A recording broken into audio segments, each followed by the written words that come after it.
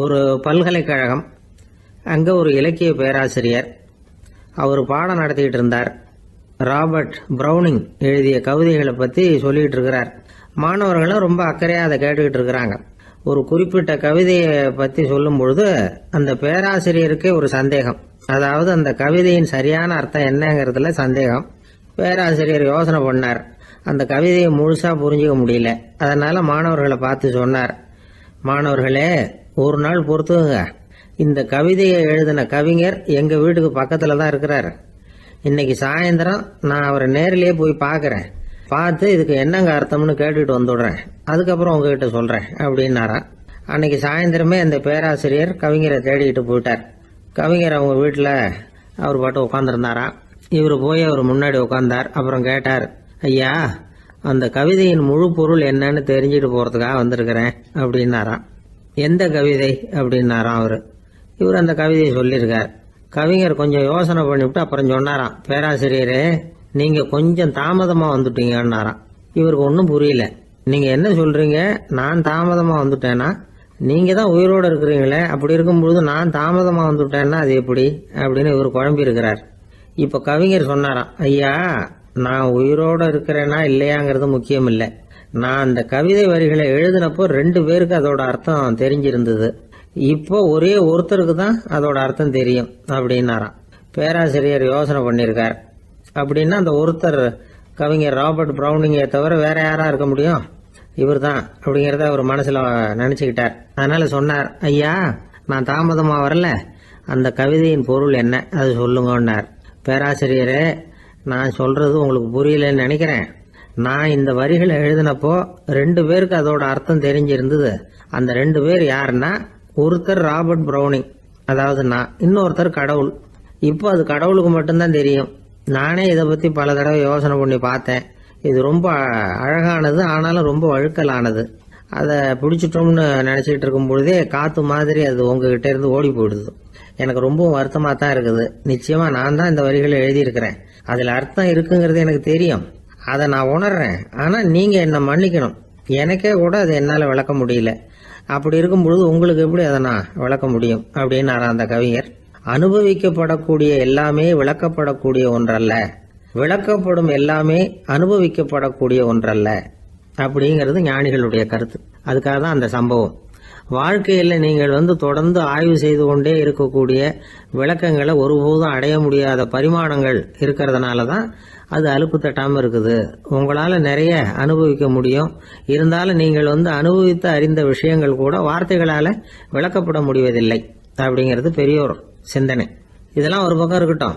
நமக்கு தெரிஞ்ச பேராசிரியர் ஒருத்தர் 1 மணி நேரம் ரொம்ப விவரமாக வகுப்பு எடுத்தார். கடைசியாக சொன்னார், மாணவர்களே, ரொம்பவும் எளிமையாக விளக்கமாக எல்லா விவரமும் சொல்லியிருக்கிறேன். அதனால் இதில் உங்களுக்கு சந்தேகம் வர்றதுக்கு வாய்ப்பே இல்லை. இருந்தாலும் கேட்க வேண்டிய கடமை கேட்குறேன். இது வரைக்கும் நடத்தினதில் யாருக்காவது ஏதாவது சந்தேகம் உண்டா அப்படின்னு கேட்டாராம். எனக்கு ஒரே ஒரு சந்தேகம்தான் சார் அப்படின்னு எழுந்திரிச்சு நிற்கிறான் ஒருத்தன். என்னன்னு கேட்டாராம். இது வரைக்கும் நீங்கள் என்ன பாடம் சார் நடத்துனீங்க அப்படின்னானா அவன். ஒரு பெரியவர்கிட்ட பேசிக்கிட்டு இருந்தேன். அவர் என்கிட்ட ஒரு கேள்வி கேட்டார். திருடர்கள் எத்தனை வகை தெரியுமா உனக்கு அப்படின்னார். இதுதான் அவர் கேட்ட கேள்வி. எதுக்காக என்ன பார்த்து அந்த கேள்வி கேட்டார் தெரியல. இருந்தாலும் நான் அவருக்கு பதில் சொன்னேன். திருடர்களில் எத்தனையோ வகை உண்டுங்க. கார் திருடன், சைக்கிள் திருடன், முகமூடி திருடன், எப்படி சொல்லிகிட்டே போகலாம். இருந்தாலும் என்னுடைய சிற்றறிவுக்கு எட்டின வரையில் திருடர்களை 2 வகையாக பிரிக்கலாம் அப்படின்னு நினைக்கிறேன். ஒன்று ராத்திரியில் திருடுற திருடன், இன்னொருத்தன் பகலில் திருடுற திருடன். அதாவது பகல் திருடன், ராத்திரி திருடன் அப்படின்னு பெரியவர் சிரித்தார். என்ன சிரிக்கிறீங்களே? என்ன, கள்வர்கள் 4 வகை அப்படின்னு ஆரம்பித்தார். எப்படின்னு கேட்டேன். சாப்பாட்டுக்கு இல்லாமல் திருடுறாங்க பாருங்க, அது ஒரு வகையான். சாப்பாட்டுக்கு இருந்தும் திருடுறாங்க பாருங்க, அது ஒரு வகையான். இதை தவிர இன்னும் ஒரு 2 வகை திருட்டு உண்டு. அது என்னன்னா, ஆண்டவன்கிட்ட இருந்து நாம திருடுற திருட்டு, இன்னொன்று என்னன்னா நம்ம கிட்ட இருந்து ஆண்டவன் திருடுற திருட்டு அப்படின்னார். எனக்கு ஒன்றும் புரியல. என்ன சார் இது, ஆண்டவனையே திருடன்னு சொல்றீங்களே அப்படின்னு ஆச்சரியமா. ஆமாங்க, ஆண்டவனை கல்வன்னு சொல்றது இல்லையா? காஞ்சிபுரத்துக்கு பக்கத்தில் திருக்கார்வனம் அப்படின்னு ஒரு ஊர் இருக்கு. அங்கே உள்ள பெருமாளுக்கு கள்வர்னு தான் பேர். அது மட்டும் இல்லை, திருமங்கை ஆழ்வார் தம்முடைய திரு நெடுந்தாண்டகத்தில் கார்வனத்துள்ளாய் கல்வா அப்படின்னு தான் அழைக்கிறார். அப்படின்னு நிறைய உதாரணம்லாம் சொல்ல ஆரம்பித்தார். அதுக்கப்புறம் அவர்கிட்ட பேசி நான் புரிஞ்சுக்கிட்ட விவரங்களை தான் நான் இப்போ உங்ககிட்ட சொல்ல போகிறது. அதாவது அவர் சொன்ன முதல் வகை திருடர்கள் சாப்பாட்டுக்கு இல்லாமல் திருடுறவங்க. இவங்களை திருத்தி போடலாம். சாப்பாட்டுக்கு இருந்தும் பணம் சேர்க்கணுங்கிற ஆசையால் பொய் கணக்கெல்லாம் எழுதுறாங்க பாருங்க, அவங்க தான் ரெண்டாவது வகை. மூணாவது வகை திருட்டு தான் மிகப்பெரிய திருட்டு. இறைவனுக்கு சொந்தமானதை நம்முடையதுன்னு நினைக்கிற திருட்டு. எது இறைவனுக்கு சொந்தமானது அப்படின்னா ஆத்மா. பகவானுக்கு சொந்தமான ஆத்மாவை நம்முடையதுன்னு நினைக்கிறது தான் அந்த மாபெரும் திருட்டு. இதுக்கு பேர் தான் ஆத்மாபகாரமா. சரி, இதுக்கு பரிகாரம் என்ன? எல்லாம் இறைவனுடையது, நமக்கு ஒன்றும் இல்லை அப்படின்னு நினைக்கிறது தான் இதுக்கு பரிகாரம். இதெல்லாம் இருக்கட்டும். நாலாவது திருட்டு ஒன்று சொன்னோம்ல, ஆண்டவன் நம்மகிட்ட இருந்து திருடுறது. அது எப்படி? ஆண்டவனை கள்வன்னு சொல்கிறாங்க, அது சரி. அவர் என்னத்தை திருடினார்? இப்போ இன்னொருத்தருக்கு சொந்தமான ஒன்றை எடுத்து வச்சுக்கிறது தான் கள்ளத்தனம். ஆனால் ஆண்டவன் எடுத்துக்கிட்டோம்னா இருக்கிறது எல்லாமே அவனுக்கு சொந்தம். அப்படி இருக்கிறப்போ அவரை எப்படி கள்வன்னு சொல்கிறது? இது என்ன புரியாமல் இருக்குதே அப்படின்னு சொல்லி பார்த்தா அதுக்கும் விளக்கம் சொல்கிறாங்க அவங்க. அதாவது ஆண்டவனுக்கு உருவமே கிடையாது, அரூபமாக இருக்கிறவன், அதாவது உருவம் இல்லாமல் இருக்கிறவன். அப்படி உள்ள பகவான் நம்மளை மாதிரி உருவத்தில் இருக்கிறான். நம்மளை மாதிரியே கையை காலு மூக்கெல்லாம் இருக்குது ஆண்டவனுக்கு. இந்த உருவம் நம்மகிட்ட இருந்து திருடினது தானே. அவன் தன்னுடைய உண்மையான திருமேனியை நமக்கு காட்டாம, அதாவது தரிசனம் கொடுக்காம இருக்கிறது கள்ளத்தனம் தானே. அதனால தான் இதுவும் ஒரு பெரிய திருட்டு, இருக்கிறதுலேயே மிகப்பெரிய திருட்டு அப்படிங்கிறார். என்கிட்ட பேசிக்கிட்டு இருந்தார், இந்த விஷயம்லாம் சொல்லிட்டு இருந்தாரு அந்த பெரியவர். அதாவது திருட்டை ஆன்மீக நோகத்தில் அவர் பார்க்குறார். நம்ம பார்வையில் இதை விட அபூர்வமான திருட்டுலாம் இங்கே உண்டு. அபூர்வமான திருடர்களும் உண்டு. ஒரு திருடன் சிறையிலிருந்து விடுதலையாகி வெளியில் போனான். கொஞ்ச நாளில் மறுபடியும் திரும்பி ஜெயிலுக்கு வந்துட்டான். அப்போது சிறை அதிகாரி அவனுக்கு அறிவுரை சொன்னாராம். ஏன்பா இப்படி அடிக்கடி தப்பு பண்ணிவிட்டு ஜெயிலுக்கு வந்துவிடுறியே, உனக்கு சொந்த பந்தம் எதுவும் இல்லையா? உனக்கு அப்பா அண்ணன் தம்பிகள் அவங்க கூட எல்லாம் சேர்ந்து வாழணுங்கிற ஆசை இல்லையா அப்படின்னு கேட்டிருக்கார். அவங்களோட சேர்ந்து வாழணுங்கிற ஆசை எனக்கு நிறைய உண்டுங்க சார் அப்படின்னு அவன். அப்புறம் எதுக்கு இப்படி ஜெயிலுக்கு வந்துவிடுற அப்படின்னாரான் அவர். அவங்க எல்லாருமே இங்கே தானே சார் இருக்காங்க அப்படின்னு அவன். சங்கீத வித்வான்களில் பல வகை உண்டு. சில குறிப்பிட்ட ராகங்களை பாடுறதுல அவங்களுக்கு பெருமை வர்றது உண்டு. ஆனால் ஒருத்தர் இருந்தார், அவரால் ஒரு ராகத்துக்கே பெருமை வந்தது. அந்த ராகத்தை அவர் வாசித்து கேட்கணும் அப்படின்னு சொல்லுவாங்க. அது என்ன ராகம்னா தோடி ராகம். சரி, அந்த வித்வான் யாருன்னா அவர் தான் திருவாவடுதுறை ராஜரத்னம் பிள்ளை. பேராசிரியர் கல்கி ஒரு சமயம் தம்முடைய பத்திரிகையில் எழுதினாராம். அதை அப்படியே படிக்கிறேன் கேளுங்களேன். ஆகா, ஸ்ரீ ராஜரத்னம் பிள்ளையின் தோடி ஆலாபனையை முதலில் கேட்டபோது அவருடைய கற்பனையை விட்டு தள்ளுங்கள். நம்முடைய மனதில் என்னென்ன இன்பமயமான கற்பனைகள் எல்லாம் உதித்தன. குழந்தை தாயிடம் கொஞ்சம் குரலை கேட்டோம், அன்னை குழந்தையிடம் கொஞ்சம் குரலை கேட்டோம், ரதியும் மன்மதனும் பேசிக்கொண்ட காதல் மொழிகளை கேட்டோம், முருகன் சிவபெருமான் செவிகுளிர மொழிந்த உபதேசத்தை கேட்டோம், கலைமகள் கவிஞனுக்கு அருளிய ஆசி மொழிகளை கேட்டோம், நாரத முனிவருடைய தம்பூரா சுருதியை கேட்டோம், ராவணன் தன் எலும்பை ஒடித்து வீணையாகச் செய்து வாசித்த கானத்தை கேட்டோம், கானப்பறவைகளின் கலகல ஒலியை கேட்டோம், கோலக்குயில்களின் குரல் இனிமையை கேட்டோம். இப்படிலாம் பேராசிரியர் கல்கி விமர்சனம் எழுதியிருக்கிறார். திருவாவடுதுறை ராஜரத்னம் பிள்ளை அவர்களுடைய வாசிப்பை கேட்டுட்டு டி.என். ராஜரத்னம் பிள்ளை இறந்து போனார். அப்போ கவிஞர் கண்ணதாசன் எழுதினார், செவியனில் ஓடி எங்கள் சிந்தையில் ஓடி இந்த புவியெல்லாம் ஓடி நின்பார் பொங்கிய தோடி வேறிங்கு எவரிடம் போகும் ஐய இனி அதை காப்பார் யாவர் அவிந்தனின் சடலத்தோடே அவிந்தது தோடிதானும் அப்படின்னு எழுதினாராம். அந்த அளவுக்கு அவருடைய தோடியை ரசித்தவர்கள் உண்டு. அதே மாதிரி தோடின்னா என்னன்னு தெரியாமலே அவரை ரசித்தவங்களும் அந்த காலத்தில் உண்டு. அதாவது ஒரு பெரிய சபையில் இவர் வாசிச்சுக்கிட்டு இருக்கிறார். பாதியில் ஒரு பெரிய மனுஷன் உள்ளே வந்தார். அவர் உடம்புல பட்டு வேஷ்டி, ஜருகை, அங்கவஸ்திரம், வாயில் வெத்தலை, வாசனை புகையில, காதில் வைரக்கடுக்கன், கழுத்தில் தங்க சங்கிலி, கை விரல் பூரா மோதிரம், கையில் ஒரு வெள்ளி வெத்தலை புட்டி, உதவிக்கு 2 பேர் பக்கத்தில். இவ்வளவு பந்தாவோட வரார் கச்சேரி கேட்கறதுக்கு. இப்படி வந்தவர் முதல் வரிசையில் வந்து உட்கார்ந்தார். வித்வான் வாசித்து முடித்ததும் இவர் அவரை பார்த்து, ஐயா, நீங்கள் தோடி வாசிக்கிறதுல ரொம்ப கெட்டிக்காரர்னு கேள்விப்பட்டிருக்கேன், அதை கேட்கறதுக்காக தான் மெனக்கிட்டு வந்திருக்கிறேன், அதை வாசிங்களேன் அப்படின்னாராம் இந்த பெரியவர். ராஜரத்னம் பிள்ளைக்கு ஒன்றும் புரியல. ஏன்னா இது வரைக்கும் அவர் வாசிச்சுக்கிட்டு இருந்ததே அந்த தோடி ராகத்தை தான். அதை வாசித்து முடித்ததும் அதை வாசிங்களேன்னு இவர் கேட்குறார். அப்படின்னா இவரோட ஞானம் எப்படிப்பட்டது? இவ்வளவும் கேட்டுட்டு இப்படி கேட்குறாரே அப்படின்னு அவர் யோசிச்சிருக்கிறார் ராஜரத்னம் பிள்ளை. உடனே என்ன பண்ணார் தெரியுமா? பக்கத்தில் ரொம்ப சாதுவாக சுருதி போட்டுக்கிட்டு இருந்த ஒரு முதுகில் ஓங்கி ஒரு குத்து விட்டாராம். அவருக்கு ஒன்றும் புரியல, எதுக்கு நம்மளை அடிக்கிறார் இவர், நம்மளை குத்துறாரு வித்வான்னு. அவர் அதிர்ச்சியால் இவர் நிமிர்ந்து பார்த்துருக்கார்.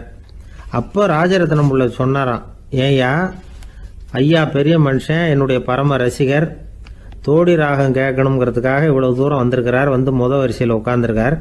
நீ இந்த சமயம் பார்த்து தோடி ராகம் வாசிக்கிற நாதஸ்வரத்தை வீட்டில் வச்சுட்டு வந்துட்டியே, இப்போ ஐயாவுக்காக அந்த ராகத்தை நான் எப்படி வாசிக்கிறது அப்படின்னு சொல்லிவிட்டு மறுபடியும் முதுகில் ஒரு அடி கொடுத்தாராம். அடி வாங்கினவருக்கே சிரிப்பு அடக்க முடியலையா. உங்கள் பையன் எப்படி சார் இருக்கான் அப்படின்னு விசாரித்தார் ஒருத்தர். அவன் என்ன சார், எதை சொன்னாலும் காதில் வாங்க மாட்டேங்கிறான், அவன் பாட்டுக்கு போகிறான் வர்றான் அப்படின்னு சொல்லி அழுத்துக்கிட்டார் அப்பா. பெரியவங்க சொல்கிறத சின்ன பிள்ளைங்க கேட்கறது இல்லைங்கிறது ஒரு குறை, பெரியவங்க சொல்கிறது சின்ன பிள்ளைங்க காதலையே விழறது இல்லைங்கிறது ஒரு குறை. இது கொஞ்சம் சீரியஸான விஷயம், கவனித்து பார்க்கணும். ஒரு குழந்தைக்கு காது சரியாக கேட்குதா இல்லையா அப்படிங்கிறத நாம தான் கவனித்து பார்த்து கண்டுபிடிக்கணும். அதுவாக நம்மக்கிட்ட தவழ்ந்து வந்து, அப்பா எனக்கு காது கேட்கல, அழைச்சிட்டு போங்க டாக்டர்கிட்ட அப்படின்னுலாம் சொல்லிகிட்டு இருக்காது. அது சரி, ஒரு குழந்தைக்கு காது சரிவர கேட்குதா இல்லையா அப்படிங்கிறத முன்கூட்டியே நாம் தெரிஞ்சுக்கிறது எப்படி? அதுக்கு சில வழி இருக்குது. உங்கள் குழந்தைய கொஞ்சம் அப்படி கவனித்து பாருங்கள். அடிக்கடி ஜலதோஷம், காதில் அரிப்பு ஏற்படுதா, மூக்கு விரிவாகவும், அப்புறம் டான்சில், அடினாய்டு, சத அழற்சி, இது மாதிரி ஏதாவது இருக்கா, வாயிலிருந்து எச்சில் ஒழுகுதா, குழந்தை வாயினால் சுவாசிக்குதா, பற்கள் முன்னாடி தள்ளி வளருதா, இதெல்லாம் அதுக்கு அறிகுறி. அப்புறம் இந்த VBDF TH இப்படி இந்த ஒலிகள் சேர்ந்த வார்த்தைகளை குழந்தை சரியாக புரிஞ்சுக்காது. இப்போ உதாரணத்துக்கு பட்டுன்னு சொல்லு குழந்தை அப்படின்னீங்கன்னா அது கட்டுன்னு சொல்லும். அதாவது பட்டு சவுண்டை அதால் புரிஞ்சிக்க முடியல. அப்புறம் உங்கள் குழந்தை உங்களை உறக்க பேச சொல்கிறானா, அடிக்கடி கேள்வி கேட்குறானா, சாப்பிட்றப்போ கவனம் இல்லாமல் இருக்கானா, படிப்பில் போதுமான முன்னேற்றம் இல்லையா, வகுப்பில் சரியாக கவனிக்கிறது இல்லையா, இப்படிலாம் இருந்தால் ஆரம்பத்திலேயே டாக்டர்கிட்ட அழைச்சிட்டு போய் சிகிச்சையை ஆரம்பிச்சுடலாம், குணப்படுத்தி விடலாம். குழந்தைக்கு காது சரியாக கேட்கலன்னா நீங்கள் செய்ய வேண்டியது என்ன தெரியுமா? அவனுக்கு காது கேட்கலேங்கிறதுக்காக அவன் முன்னாடி சத்தம் போட்டு பேசக்கூடாது. மெதுவாக சீராக பேசணும், அவனை பார்த்து பேசணும். உங்கள் உதட்டு அசைவுகள் அவனுக்கு உதவும், அதை பார்த்தே புரிஞ்சுக்குவான். நீங்கள் வாயில் வெத்தலை பாக்கு போட்டுக்கிட்டோ புகை பிடிச்சிக்கிட்டோ பேசக்கூடாது. அப்படி பேசினா அவனால் அந்த உச்சரிப்பை சரியாக புரிஞ்சிக்க முடியாது. ஒரு வார்த்தையை சொல்கிறீங்க, அவனுக்கு புரியல அப்படின்னா அதே வார்த்தையை மறுபடியும் சொல்லணும். அவனுக்கு நீங்கள் முதல்ல சொன்ன வார்த்தை புரியலேன்னு நினச்சிக்கிட்டு மறுபடியும் திருப்பி சொல்கிறப்போ அதே அர்த்தம் வரக்கூடிய வேறு வார்த்தையை சொல்லக்கூடாது. இப்படிலாம் நடந்துக்கிட்டால் அவனுக்கு மன திடத்தை ஏற்படுத்த முடியும். இல்லைன்னா அவனுக்கு தாழ்வு மனப்பான்மை வந்துடும். குழந்தைக்கு காது கோளாறுன்னா ஆரம்பத்திலேயே டாக்டர்கிட்ட அழைச்சிட்டு போனால் போதும், குணப்படுத்தி விடலாம். அப்புறம் பார்த்துக்கலாமே அப்படின்னு அலட்சியமாக இருந்துட்டால் தான் கஷ்டம். சில பேர் கோபத்தில் சின்ன பிள்ளைங்க காதை பிடிச்சி திருகிறது உண்டு. இது ரொம்ப தப்பு. காது கையோடு வந்துட்டால் என்ன பண்ணுறது? ஒரு வேடிக்கை கதை, அது கதை தான், நிஜமாக நடந்ததில்லை, அது மாதிரி நடக்காது. ஒரு வேடிக்கைக்காக சொல்லப்படுற கதை. அதாவது ஒரு வீட்டில் அப்பா அம்மாவை பார்த்து சொல்லிகிட்டு இருக்கார், இதை பாரு, நாளைக்கு காலையில் என்னை சீக்கிரம் எழுப்பி விட்டுரு, நான் செங்கல்பட்டு வரைக்கும் போயிட்டு வர வேண்டியிருக்கு அப்படின்னாராம். இதை அவங்க பையன் காதில் வாங்கிட்டு இருக்கான். அப்பாவுக்கு சிரமம் வேண்டாமே அப்படின்னு நினச்சி அவனே காலையில் யாருக்கும் தெரியாமல் எழுந்திரிச்சு புறப்பட்டு செங்கல்பட்டுக்கு போட்டான். சாயந்தரமாக திரும்பி வந்தான். அப்பா பையனை காணாமல் அலமோதிக்கிட்டு இருக்கிறார். சாயந்தரமாக பையனை பார்த்ததும் எங்கடா போயிட்டு வந்தேன்னு கேட்டார் கோவமாக. செங்கல்பட்டுக்கு போயிட்டு வந்தேப்பா, நீ வேணா அலைய வேண்டாமேன்னு அப்படின்னா. எதுக்கடா போனேன்னு அதட்டினார். அதான்ப்பா, நீ நேற்று வந்து அம்மா கிட்ட சொல்லிக்கிட்டு இருந்த, அதை காதில் வாங்கினேன், உனக்காக நான் போயிட்டு வந்தேன் அப்படின்னா. உடனே எந்த காதில் வாங்கினேன் அப்படின்னு சொல்லி காதை பிடிச்சி திருகினார். அந்த காது கையோடு வந்துட்டுது. இது நடந்து கொஞ்ச நாள் கழித்து அந்த அப்பாவும் பையனும் கடத்தெருவில் போய்கிட்டு இருக்கிறாங்க. எதிரில் ஒரு நாய் ஓடி வந்தது. அதுக்கு 2 காதும் இல்லை. என்ன இது, இந்த நாய்க்குட்டிக்கு 2 காதும் இல்லை அப்படின்னார் அப்பா. அதுக்கு பையன் சொல்கிறான், அப்பா அது 2 தடவை செங்கல்பட்டுக்கு போயிட்டு வந்துடுவோம் அப்படின்னானா. ஒரு புகழ்பெற்ற ஜப்பானிய சாமுராய் வீரன், வாள் வீசுறதுல ரொம்ப கெட்டிக்காரன். ஒரு கடுமையான போரில் கலந்து கொண்டுட்டு களைச்சி போய் திரும்பி வந்தான். படுக்கையில் விழுந்தான். பக்கத்தில் என்னமோ சத்தம் கேட்டுது. திரும்பி பார்த்தான். ஒரு எலி அவனை முறைச்சி பார்த்துக்கிட்டு இருந்தது. உடனே வாழை உருவனா வீசினான். அது தப்பிச்சிட்டு ஓடி போச்சு. எவ்வளோ முயற்சி பண்ணி பார்த்தா முடியல. கடைசியில் அந்த வாள் முறிஞ்சு போனது தான் மிச்சம். ஒரு பக்கம் அவனுக்கு இது அவமானமாக போயிட்டுது, இன்னொரு பக்கம் பயமாக போயிட்டுது. எவ்வளவோ போர்களில் எதிரிகளை பந்தாடினவன் அவன் ஒரு எலிகிட்ட தோற்று போய்டுறதா அவனால் சகிச்சிக்க முடியல. மனைவி கிட்ட சொன்னான் இப்படி நடந்துட்டுதுன்னு. அவள் சிரிச்சா.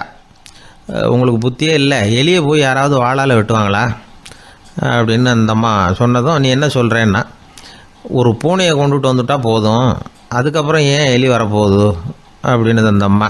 உடனே ஒரு பூனை வந்து சேர்ந்தது. அது சாதாரண பூனை இல்லை, வீர சாகசங்கள்லாம் செஞ்சு பழக்கப்பட்ட பூனை. பெரிய இடத்துல வளர்ந்தது. அதை கொண்டுட்டு வந்துட்டாங்க. அந்த பூனை குறி பார்த்து எலி மேலே பாஞ்சுது. ஆனால் அந்த எலியை சுலபமாக தப்பிச்சு போட்டுது. அடுத்தபடியாகவும் பாயறதுக்கு முயற்சி பண்ணிச்சு அந்த பூனை. ஆனால் அந்த எலியோ ரொம்ப தந்திரமாக திடீர்னு அந்த பூனையின் முகத்துக்கு நேராக பாஞ்சுது. அவ்வளவுதான். அந்த பூனை பயந்து போய் ஒரே தாவி ஜன்னல் வழியாக வெளியில் ஓடிப்போச்சு. அந்த வீரனுக்கு இது ஒரு பெரிய அதிர்ச்சியாக இருந்தது. அடுத்தபடியாக யோசனை பண்ணான். ராஜா வளர்த்துக்கிட்டு இருந்த அரண்மனை பூனையை ஒரு நாள் இரவலாக கேட்டு வாங்கிட்டு வந்தான். ஊர் உலகம்லாம் பேர் வாங்கின பூனை இது. அந்த பூனையாலும் அந்த எலியை ஒன்றும் செய்ய முடியல. வீரனுக்கு ரொம்ப அதிர்ச்சி. அந்த அரண்மனை பூனைகிட்டையே போய் புலம்புனான். அரண்மனை பூனையே, நீயே தோற்று போயிட்டியே, இனிமேல் நான் என்ன செய்ய முடியும்னா. அந்த பூனை சிந்திச்சுது. அப்புறம் சொல்லிச்சு, இந்த காரியத்துக்கு இந்த மேல்மட்ட விவகாரம்லாம் சரிப்பட்டு வராது. சாதாரண வீட்டு பூனை கிடச்சிதுன்னா அதை கொண்டுகிட்டு வந்து விட்டுப்பார் அப்படின்னுது. சாதாரண பூனையால் என்ன செஞ்சிட முடியும்னா இவன் நம்பிக்கை இல்லாமல். இப்போது அந்த அரண்மனை பூனை சொல்லிச்சு, பெரிய வீட்டு பூனையெல்லாம் நல்லா சாப்பிட்டு தூங்கி பழக்கப்பட்டிருக்கோம். அதுக்கெல்லாம் ராஜதந்திரம் தெரியும், ஆனால் எலி பிடிக்க தெரியாது. அதுக்கான வளர்ப்பும் இல்லை, பயிற்சியும் இல்லை. ஏன்னா அதுக்கெல்லாம் பசி கிடையாது. சாதாரண வீட்டு பூனை அப்படி இல்லை, பசிக்கு ஆகாரம் தேடி அலையும். எலிகளை பிடிச்சி சாப்பிட்டுட்டு தான் உயிர் வாழும். அதனால் அதுகளுக்கு எலியை பிடிக்கிற எல்லா உத்திகளும் தெரியும், எங்களுக்கு தெரியாது அப்படின்னுது. அது சரியே, அதுவும் பூனை தான், நீயும் பூனை தான், அதால் முடிகிற காரியம் ஏன் உன்னால் முடியல அப்படின்னு கேட்டான் இவன்.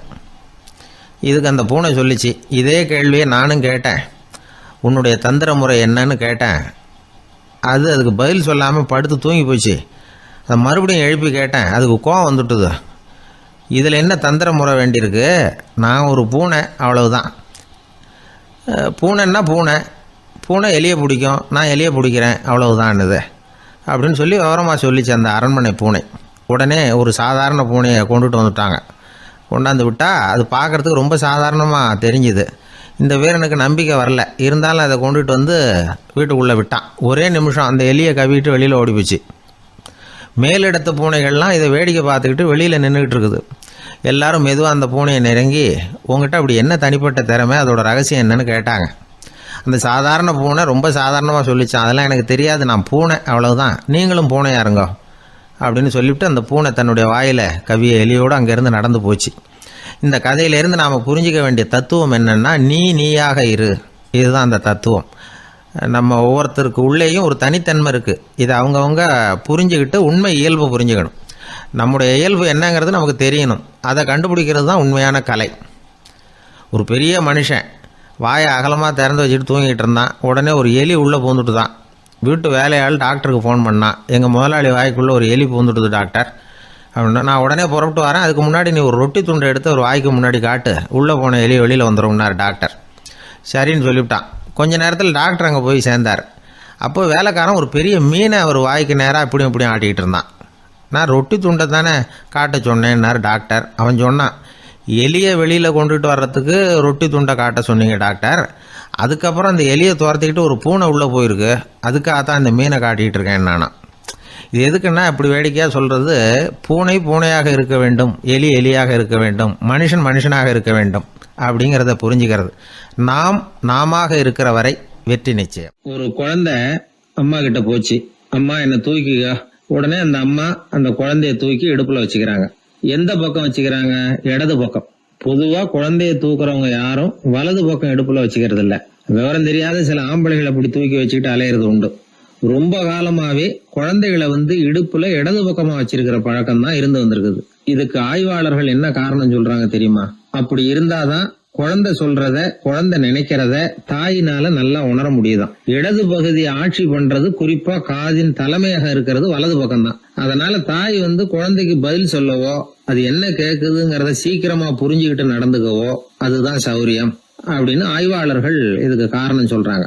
இதனால என்ன ஆகுதான், தாய்க்கும் குழந்தைக்கும் நெருக்கம் அதிகமாகுதான், குழந்தைக்கும் பாதுகாப்பு அதிகமா. அது மட்டும் இல்ல, ஒரு தாய் தன்னுடைய குழந்தைய இடுப்புல சுமக்கிறதுனால அவள் நினைக்கிறத, அவளோட இதய துடிப்ப குழந்தை உணர்தான். 9 மாதத்துக்கு அதிகமா இருந்த இடம் இல்லையா, அதனால அவளை பத்தி நல்லா அறிந்து கொள்ளுகிற வாய்ப்பும் குழந்தைக்கு கிடைக்குது.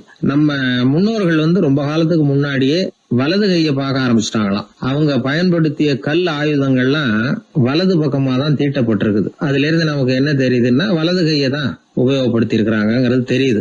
இப்படி எல்லாம் இருந்தா கூட இன்னைக்கு நம்மள 10ல் ஒருத்தருக்கு ஒரு பழக்கம் உண்டு, அது இடது கை பழக்கம். ஆனாலும் 2 கைகளும் ஒற்றுமையா இருக்கிறதுக்கு தான் ரொம்பவும் முயற்சி பண்ணுதான். இப்போ வலது கை பழக்கம் உள்ளவங்க பேசுறதுக்கு, எழுதுறதுக்கு, செயல்படுத்துற தலைமையகம் தலையின் பின்புறம் பிடரியில் இருக்குது.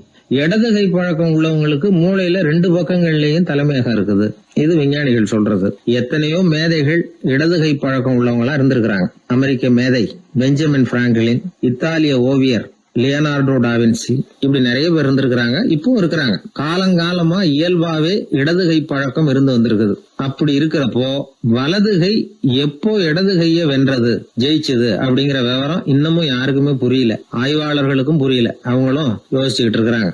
உலகம் இடது பக்கமா தான் சுத்துது.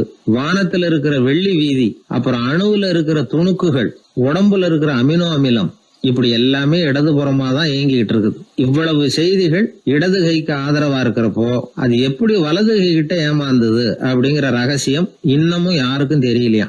இது சம்பந்தமா ஆராய்ச்சி பண்றவங்களுக்கு இது இன்னமும் ஒரு பிரச்சனையா தான் இருக்குதான். இப்படி இடது கை ஒதுங்கிட்டதுனால இப்பெல்லாம் வலது கைக்கு தான் மரியாதை அதிகமா போச்சு. ஒரு ஆசாமி இடது கையில கட்டு போட்டுட்டு வந்தானா, கையில என்னப்பா கட்டுன்னு விசாரிச்சிருக்கிறார் ஒருத்தர்.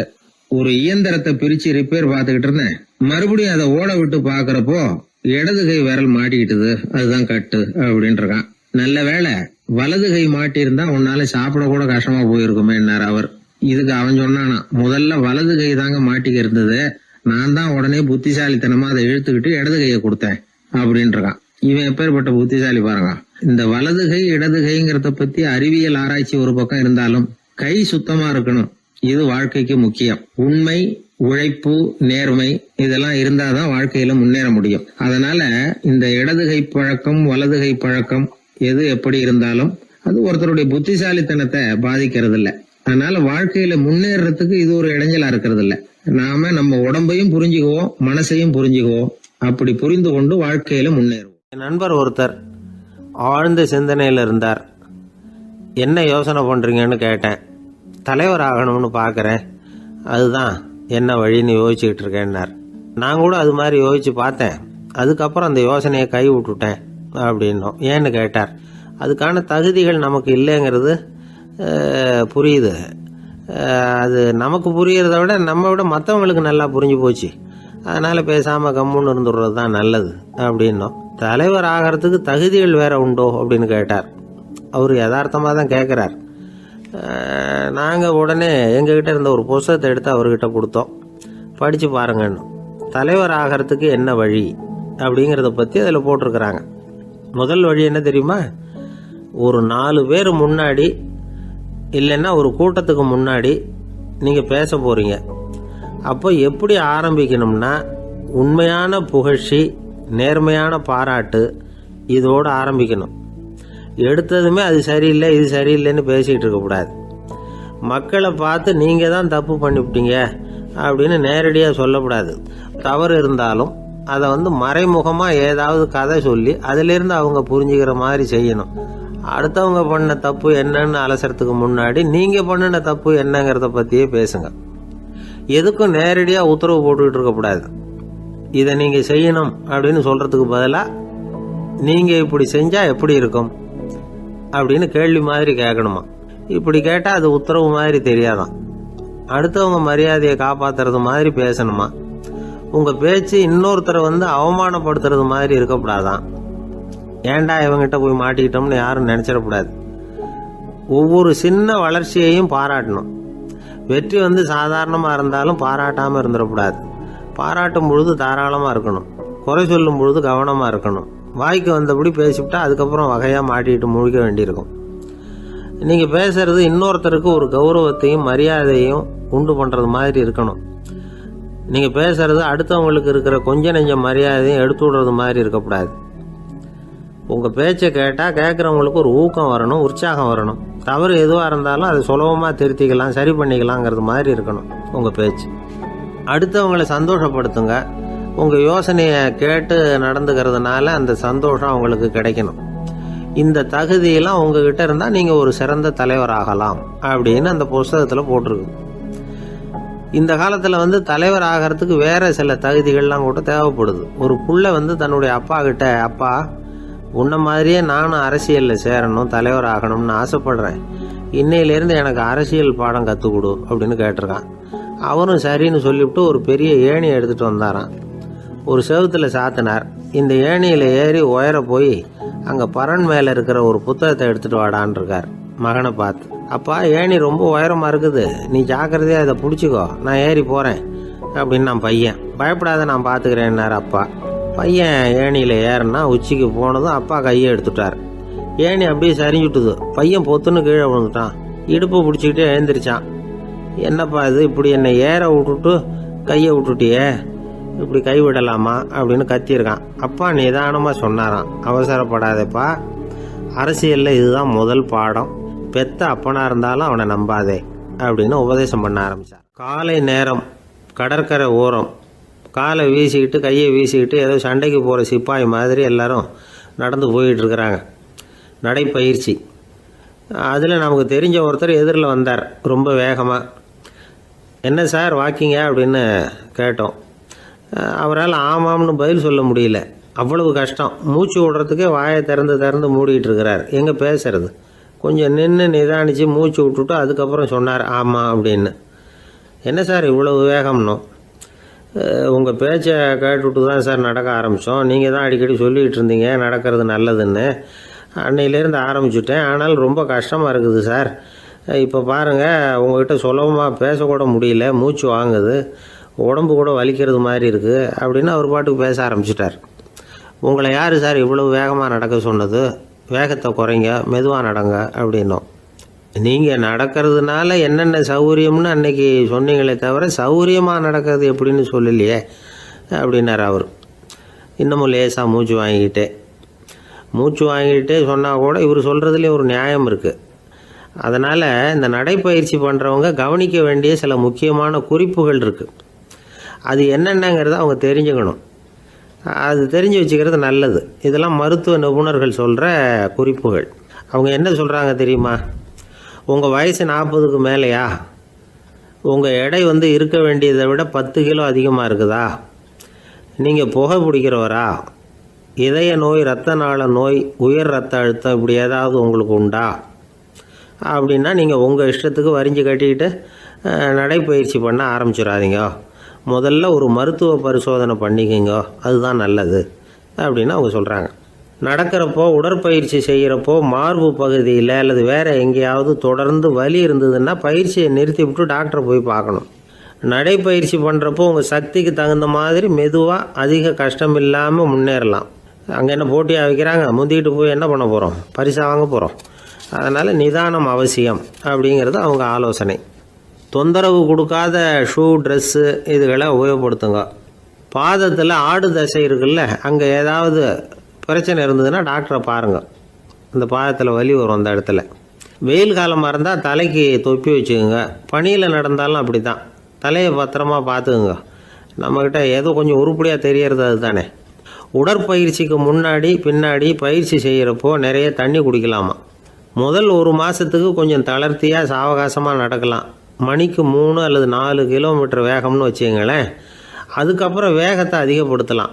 மணிக்கு 6 அல்லது 8 கிலோமீட்டர் அளவுக்கு நடக்கலாம். நல்லா கையை வீசிக்கிட்டு நடக்கணும். மூச்சு விடுற எண்ணிக்கை அதிகரிக்கணும். இது மாதிரி ஒரு 30 நிமிஷம் நடக்கலாம். தனியாக நடந்து போகிறதுக்கு உங்களுக்கு என்னமோ மாதிரி இருக்குதா, கூட யாரையாவது சேர்த்துக்குங்க. ஒரு குரூப்பாக சேர்ந்து போகலாம். நடக்கிறதுங்கிறத ஒரு சந்தோஷமான சமாச்சாரமாக ஆக்கிக்கணும். தினம் இப்படி நடக்க வேண்டி இருக்குதே அப்படின்னு புலம்பிக்கிட்டே போகக்கூடாது. சில பேர் நடக்கிறப்போ கடந்த காலத்தை அசை போட்டுக்கிட்டே போவாங்க. சில பேர் வருங்காலத்தை அசை போட்டுக்கிட்டே போவாங்க. சில பேர் முக்கியமான திட்டம்லாம் இப்படி நடக்கிறப்போ தான் தீர்மானம் பண்ணுவாங்க.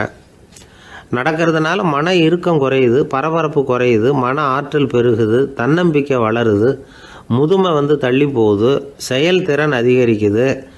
இதை தவிர உடம்புக்கும் பல விதமான சௌகரியங்கள் ஏற்படுது. அதனால் இது வரைக்கும் நடக்க ஆரம்பிக்காதவங்க இனிமேல் இந்த குறிப்புகளை கவனத்தில் வச்சுக்கிட்டு நடக்க ஆரம்பிச்சுடலாம். சார்லஸ் லேம்ப் அப்படின்னு ஆங்கில இலக்கிய மேதை ஒருத்தர், அவர் ஒரு தரம் உடம்பு சரியில்லைன்னு டாக்டர்கிட்ட போனாராம்.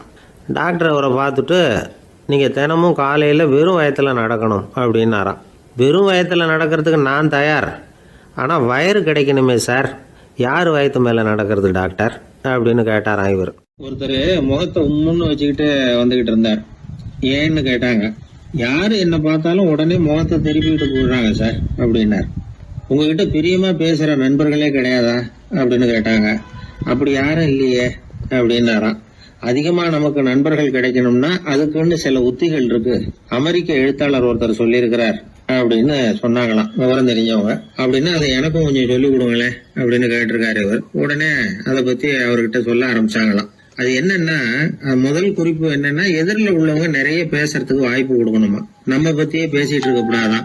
அவர் பேசுற விஷயம் எதுவா இருந்தாலும் ஆமா நல்லது அப்படின்னு சொல்லி ஏத்துக்கணுமா. இது ஒரு குறிப்பு. 2வது குறிப்பு என்னன்னா, கூடுமான வரைக்கும் யாருகிட்டையும் அனாவசியமா வாதம் பண்ணிட்டு இருக்க கூடாது. 3வது குறிப்பு என்னன்னா, எந்த பிரச்சனையையும் அடுத்தவங்க கண்ணோட்டத்திலேயே பார்க்கணும், நம்ம கண்ணோட்டத்திலேயே பார்த்துட்டு இருக்க கூடாது. எப்பவுமே அடுத்தவங்க மனோபாவத்தை நாம புரிஞ்சு வச்சிருந்தோம்னா நம்மள யாராலையும் ஜெயிக்க முடியாது. 4வது குறிப்பு என்னன்னா, ஒருத்தர்கிட்ட பேச ஆரம்பிக்கிறப்பவே இயல்பா அன்பா ஆரம்பிக்கணும். உதாரணத்துக்கு, இந்த சட்டை உங்களுக்கு ரொம்ப பொருத்தமா இருக்குதே அப்படின்னு சொல்லி ஆரம்பிக்கலாம். அதை விட்டுட்டு, அன்னைக்கு என்ன சார் என்ன அம்போன்னு விட்டுட்டு அப்படி ஆயிட்டீங்க அப்படின்னு ஆரம்பிக்க கூடாதான். இதெல்லாம் விவரம் தெரிஞ்சவங்க சொல்லி கொடுத்துருக்கிற குறிப்புகள். 5வது விஷயம் என்னன்னா, நம்ம தவறுகளை தயக்கம் இல்லாம ஒத்துக்கணும், அதுக்காக கூச்சப்படக்கூடாது. 6வது குறிப்பு, அடுத்தவங்க கருத்துக்கு மதிப்பு கொடுக்கணும். நீங்க சொல்றது தப்பு சார் அப்படின்னு முகத்துல அடிச்சா அப்படி பேசக்கூடாது. 7வது விஷயம் என்னன்னா, சில பேர் எப்ப பார்த்தாலும் சவால் விட்டுக்கிட்டே இருப்பாங்க. அனாவசியமான சவால் சில பேரால தவிர்க்க முடியாது, அப்படி விடக்கூடாதான். 8வது கருத்து, நம்ம கருத்து என்னவோ அதை எதிராளியின் வாயிலிருந்து வரவழைக்கணும். அப்படி வரவழைக்கிறதுக்கு முயற்சி பண்ணணும். இது ஒரு முக்கியமான கருத்து. அப்புறம் 9வது குறிப்பு என்னன்னா, நம்ம யோசனைய புதிய முறையில சொல்லி பார்க்கலாம். அடுத்தவங்க சொல்ற யோசனையை ஏத்துக்கணும். அந்த யோசனை மகா மோசமா இருந்தா கூட அதை ஏத்துக்கிற மாதிரி நடிக்கலாமா, அது கூட தப்பு இல்லைங்கிறாங்க. 10வது குறிப்பு ரொம்ப முக்கியமானது. அதாவது அனாவசியமா பொய் சொல்லக்கூடாது. அப்படி எப்பவாவது பொய் சொல்ல வேண்டிய அவசியம் வந்துட்டுதுன்னு வைங்க, பெரிய பொய்யா சொல்லி பண்ணுமா, அதை நம்பும்படியா சொல்லணுமா. சில சமயம் தேவைப்பட்டா பொய்ய உண்மையா கூட மாத்திக்கலாமா. அது எப்படி பொய்ய உண்மையா மாத்திக்கிறது அப்படின்னா, இப்ப எனக்கு கார் ஓட்ட தெரியும்னு நண்பர்கள் கிட்ட பொய் சொல்லியாச்சு. நண்பர்கள் நிஜமாவே ஒரு காரை கொடுத்து ஓட்டுன்னு சொல்றதுக்கு முன்னாடி ஏதாவது ஒரு டிரைவிங் ஸ்கூல்ல சேர்ந்து கார் ஓட்டுறதுக்கே கத்துக்கிறது. இது ஒரு உதாரணம். இது மாதிரி பொய்ய உண்மையாக்கக்கூடிய சில உத்திகள் உண்டு. அதனால சில பிரச்சனைகளை தீர்த்திட முடியுமா. அப்புறம் 11வது குறிப்பு என்னன்னா, உயர்ந்த நோக்கங்களை மட்டும் வெளியில பேசணும். உள் மனசு எவ்வளவு ஒட்டடை படிஞ்சு கிடந்தாலும் பரவாயில்ல, அதை பத்தி பேச வேண்டியதில்லை. 12வது குறிப்பு சொல்றாங்க, சிறந்த நல்ல நண்பர்களை தேடிதான் பெற வேண்டியிருக்கும், அவ்வளவு சுலபமா கிடைச்சிட மாட்டாங்க அப்படின்னு சொல்றாங்க. இவ்வளவு குறிப்புகளும் அமெரிக்க நிபுணர் ஒருத்தர் சொல்லி வச்சிருக்கிறார். இப்படி எல்லாம் நடந்துகிட்டா நமக்கு நல்ல நண்பர்கள் கிடைப்பாங்களாம். முயற்சி பண்ணி பார்க்கணும். இந்த காலத்துல எல்லாம் எத்தனையோ விதமான நண்பர்கள் உண்டு. ஒருத்தர் ரொம்ப கவலையோட நின்னுகிட்டு இருந்தார். கண்ணு கலங்கி இருந்தது. ஏன் இப்படி கவலையோட நின்னுகிட்டு இருக்கிறீங்க அப்படின்னு கேட்டோம். என்னுடைய நண்பன் ஒருத்தன் ஒரு நாள் கோபத்துல என்னை பார்த்து சொல்லிவிட்டான், உன்னோட 1 வருஷத்துக்கு பேச மாட்டேன் போ அப்படின்னு சபதம் போட்டுட்டான் அப்படின்னார். அதுக்காகவா இப்படி கவலைப்பட்டுக்கிட்டு கண் கலங்கி நிக்கிறீங்க அப்படின்னு கேட்டோம். இதுக்கு அவரு சொன்னார், நான் அதுக்காக கவலைப்படல சார், அந்த 1 வருஷ கெடு என்னையோட முடியுது, அதை நினைச்சுதான் கவலைப்படுறேன், கண்ணீர் விடுறேன் அப்படின்னாராம் சோகமா. ஒரு ஊர்ல ஒரு மன்னர் இருந்தார். அவரு பக்கத்து தேசத்து மேல படையெடுக்கணும்னு நினைச்சுக்கிட்டு இருந்தார். அதையும் தன்னுடைய நாட்டோட சேர்த்துக்கணுங்கிற ஆசை. எப்போ படையெடுக்கலாம்னு யோசிச்சுக்கிட்டு இருந்தார். இப்படி யோசிச்சுக்கிட்டு இருந்த சமயத்துல ஒரு பெரியவர் அவரை தேடிட்டு வந்தார். அவர் அடிக்கடி வருவார், அவர்கிட்ட பேசிக்கிட்டு இருப்பார். இப்போ அப்படித்தான் வந்தார். என்ன மன்னா யோசனைன்னாரு. இவர் தன்னுடைய யோசனையை சொன்னார். இந்த சமயத்துல மன்னருக்கு தாகம் எடுத்தது, தண்ணி குடிக்கணும் போல இருந்தது. உடனே அங்க இருந்த ஒரு அரண்மனை பணியாளரை கூப்பிட்டார். போய் கொஞ்சம் தண்ணி கொண்டு வாப்பா அப்படின்னார். அந்த பணியாளர் போனார். ஒரு கோலையில தண்ணி கொண்டு வந்தார். ராஜா கிட்ட நீட்டினார். ராஜா அதை வாங்கி குடிக்கிறதுக்காக வாய்கிட்ட கொண்டுட்டு போனார். அந்த நேரம் பார்த்து, மன்னா கொஞ்சம் பொறுங்கன்னார் இந்த பெரியவர். ஆவலோட குடிக்க போன மன்னர் அப்படியே நிறுத்திக்கிட்டு பெரியவரை பார்த்தார். இப்ப அந்த பெரியவர் சொன்னார், மன்னா, இப்போ உங்களை விட வலிமை உள்ள ஒரு சக்தி உங்களுக்கு தண்ணி கொடுக்க மறுத்துடுதுன்னு வைங்க, உங்களை குடிக்க விடாம தடுத்துடுது அப்படின்னா, இப்ப இந்த ஒரு கோவள தண்ணீரை என்ன விலை கொடுத்து வாங்குவீங்க அப்படின்னு கேட்டார். இப்போ எனக்கு இருக்கிற தாகத்துக்கு என்னுடைய அரசாங்கத்துல பாதியையாவது கொடுத்து இந்த தண்ணியை வாங்கறதுக்கு தயங்க மாட்டேன்னார் அவர். சரி, இப்போ அந்த தண்ணியை குடிங்கன்னார் பெரியவர். மன்னர் ஆவலோட அந்த தண்ணியை குடிச்சு முடிச்சார். அதுக்கப்புறம் கொஞ்ச நேரம் தன்னுடைய படையெடுப்பு பத்தி சொல்லிட்டு இருந்தார். கொஞ்ச நேரம் கழிச்சு மறுபடியும் இந்த பெரியவர் கேட்டார், மன்னா, இப்போ நீங்க ஒரு கோவள தண்ணீரை குடிச்சு முடிச்சுட்டீங்க. இப்போ அந்த தண்ணீர் உங்க உடம்ப விட்டு வெளியில வரக்கூடிய பாதை அடப்பட்டு போச்சு அப்படின்னு வச்சுங்க, அதை வெளியேற்றுவதற்காக நீங்க எவ்வளவு செலவழிப்பீங்க அப்படின்னு கேட்டார். மன்னர் யோசனை பண்ணார்.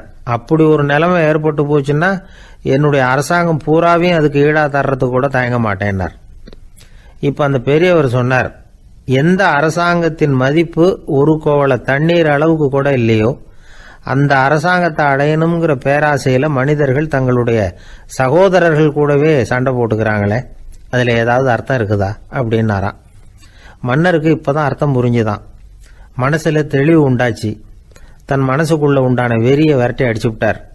அதுக்கப்புறம் நிம்மதியா ஆட்சி புரிஞ்சார். இப்படி ஒரு கதை. உயிருக்கு என்ன விலை கொஞ்சம் யோசனை பண்ணி பாருங்க.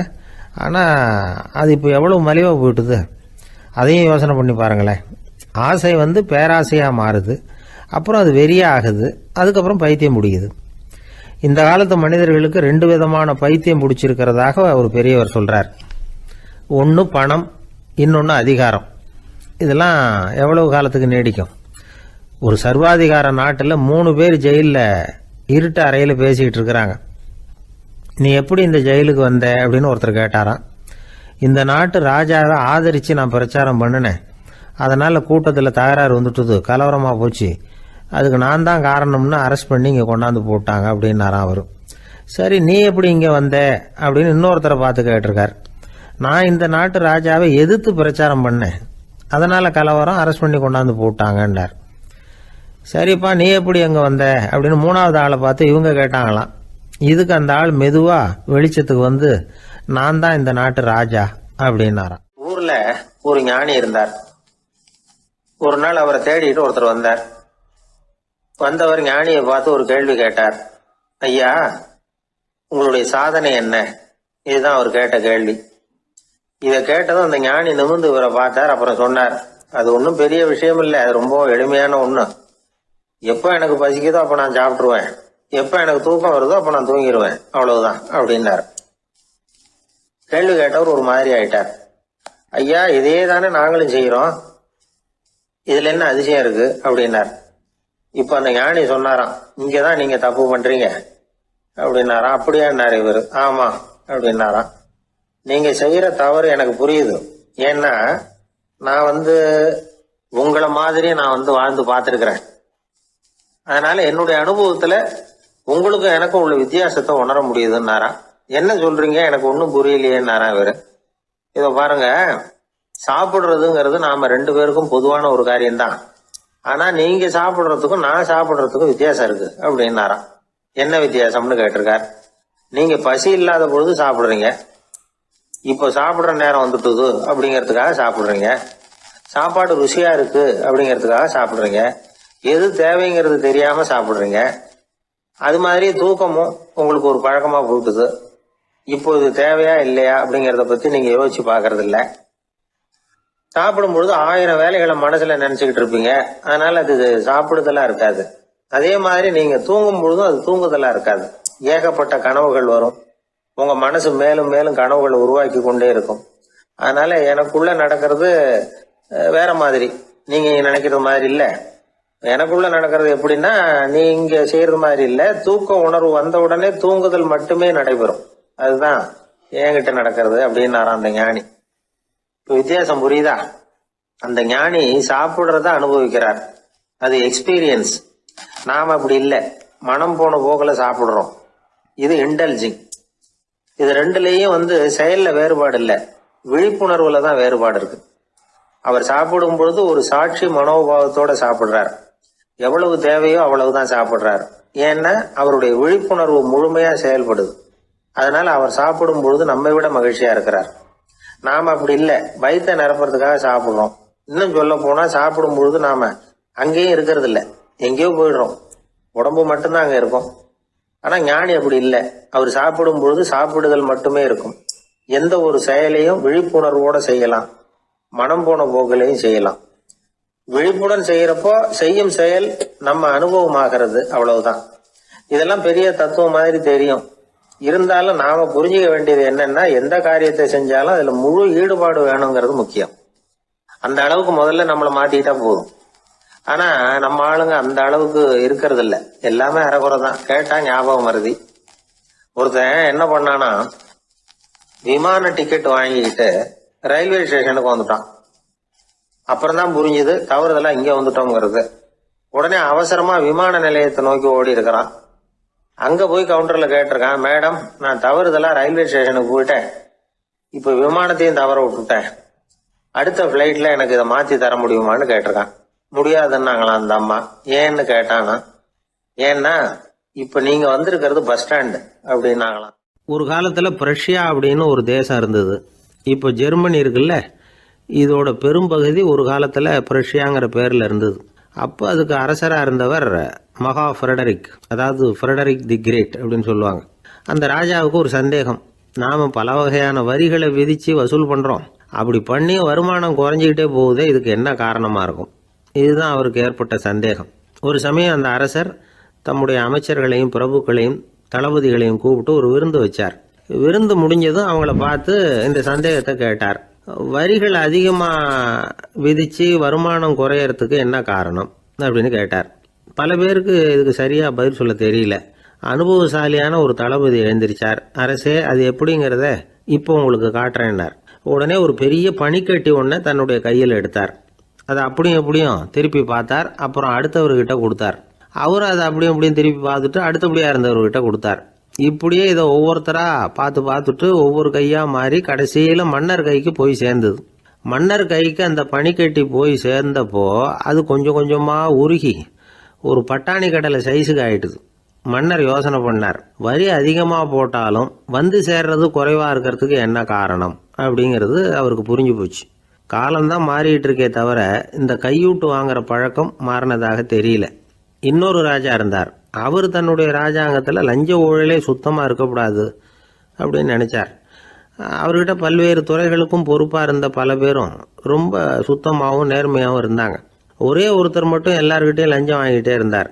அவரை வேற வேற துறைகளுக்கு மாற்றி பார்த்தாரு. அந்த ராஜா என்னென்னமோ பண்ணி பார்க்குறாரு. எந்த வேலையை கொடுத்தாலும் அதுலேயும் லஞ்சம் வாங்கிறதுக்கு ஒரு வழியை உண்டு பண்ணிக்குவார் அந்த ஆள். ராஜாவுக்கு இது ஒரு பெரிய தலைவலியாக போட்டுது. இவர் என்ன பண்ணுறது, இவருக்கு என்ன வேலையை கொடுக்கறது, கொஞ்சம் கூட லஞ்சம் வாங்கிறதுக்கு சான்ஸே இல்லாத ஒரு வேலையை கொடுக்கணும் அப்படின்னு திட்டம் போட்டார். ஒரு நாள் அவருக்கு அந்த உத்தரவும் போட்டுட்டார். அதாவது அவருக்கு என்ன வேலைன்னா, கடற்கரையில் தான் அவருக்கு ஆஃபீஸ். அங்கேயே இருந்துக்க வேண்டியது. தினமும் எத்தனை கடல் அலை கரையில் வந்து மோதுது அப்படிங்கிறத கணக்கெடுத்து ராஜாவுக்கு தெரிவிக்க வேண்டியது. இதுதான் அவருக்கு வேலை. பேசாமல் அலையை எண்ணிட்டு உட்காந்துருக்கிட்டோம், அப்போவாவது அவர் லஞ்சம் வாங்குகிற சந்தர்ப்பம் இல்லாமல் போயிடும் அவருக்கு அப்படின்னு நினச்சார் ராஜா. இந்த ஆள் கடற்கரைக்கு போய் டியூட்டியில் ஜாயின் பண்ணிட்டார். ஒரே மாதத்தில் அங்கே சொந்தமாக ஒரு பிரம்மாண்டமான மாளிகை கட்டி விட்டார். ராஜாவுக்கு இது பெரிய ஆச்சரியமாக போச்சு. அலையை என்ற வேலையில் அந்த ஆள் எப்படி பணம் சம்பாதிச்சார் அப்படின்னு விசாரித்து பார்த்தார் அக்கம் பக்கத்தில்.